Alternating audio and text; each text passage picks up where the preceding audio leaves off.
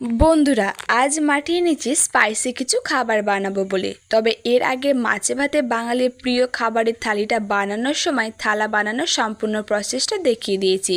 তাই এই ভিডিওতে নতুন করে আর কিছু দেখালাম না। তোমরা চাইলে আমার চ্যানেলের ডেসক্রিপশন বক্সে গিয়ে দেখে আসতে পারো। তো প্রথমে কিছুটা কাদাকে এইভাবে ভালো করে মেখে গোল করে নেব। তবে তার আগে বলো তো, তোমরা কারা কারা মোমো খেতে ভালোবাসো? আমার কিন্তু ভাপা মোমো বেশ ভালো লাগে। তোমাদের কোনটা খেতে ভালো লাগে অবশ্যই কিন্তু কমেন্ট করে জানিও। তারপর দেখো বন্ধুরা, এইভাবে কিছুটা মোমোর শেপ করে নেওয়ার পর আমি একটা ক্লে টুলসের সাহায্যে এইভাবে দাগ দাগ করে নিচ্ছি। আর বন্ধুরা, তোমরা কোথা থেকে আমার এই ভিডিওগুলো দেখছো অবশ্যই কিন্তু কমেন্ট করে জানিও। আর আমার তৈরি ভিডিও দেখতে তোমাদের কাদের কাদের ভালো লাগে অবশ্যই কিন্তু সেটাও জানিও।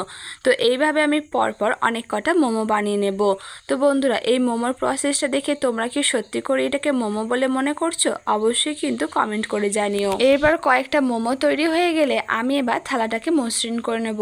কিছুটা জল এবং একটা তুলির সাহায্যে এইভাবে মসৃণ করে নেবে। আশা করি তোমাদের মাটির তৈরি জিনিসগুলো বেশি ভালো থাকবে এবং সহজে ফেটে যাবে না। একবার ট্রাই করে কিন্তু দেখতেই পারো।